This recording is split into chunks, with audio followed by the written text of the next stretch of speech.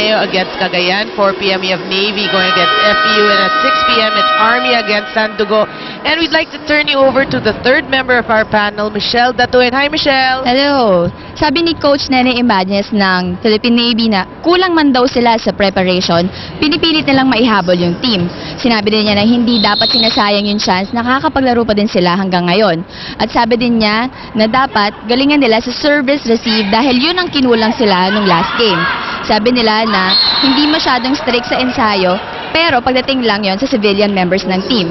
At ang payo niya sa kanyang mga players na ilabas nila kung ano ang natututunan nila sa volleyball, magtiwala sa sarili at maging matapang.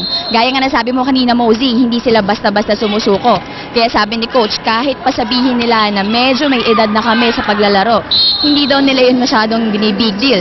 Dahil yung iba nga daw nakasama nila sa militar sumusugod sa gera, sila pa kaya na ang gagawin lang ay maglaro sa gitna ng court. Kaya walang atrasan, tuloy ang laban. Back to you guys. Nga naman. Ang serious mo naman. Hindi nga umaatras sa mga bala-bala eh. That's true. You know, that's a good point.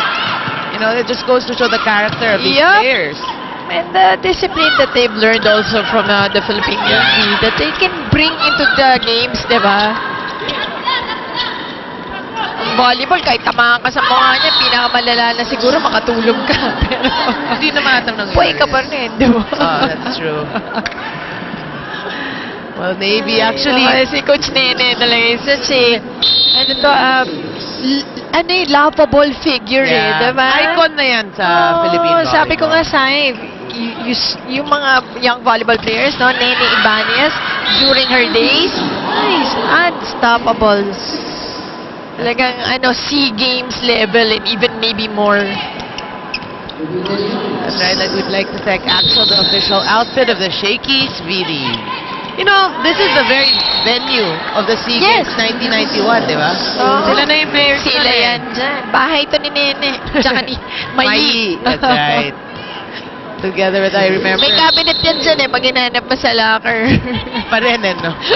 No, I remember that team also comprised of Josie Vasquez and Natalie Cruz. Natalie Cruz. That's right. Anyway, timeout, Navy.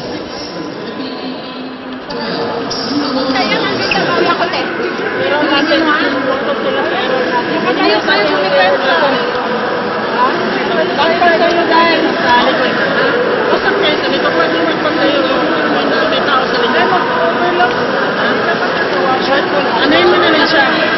Activate sa akin to. Para yuyuko na rin siya. Huwag masyadong atat. One at a time lang. One at a time lang. Six, ano? Baby! FU Makati is the newest campus of the Far Eastern University and is now accepting enrollees in the following degree programs: BS Accountancy, Accounting Technology, Information Technology, Business Administration. For more information, call 836-2002 or visit their website www.fu.edu.ph. Well, Sandugo with a comfortable 6-point lead. Roses. Well, that was too near the net even for Ruby De Leon.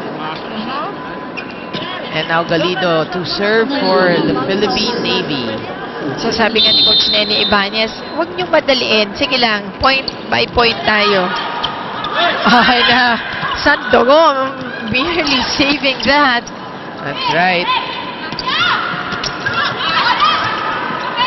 De Leon too near the net again, but Nene Bautista makes no mistake with that. That's right, another volleyball player who has that vertical leap. Yes. That can really spike it at close to the net. Tsaka the reach. Yes. Roses with a good serve. Carpio to Arasan. Taiwan looking for the ball, but point goes to the Philippine Navy. That's right, we can see she just gets it through. Unfazed. Sugod lang na sugod. Yan eh. Diba? Hindi ba niya iniwasan eh. Talagang challenged the blockers.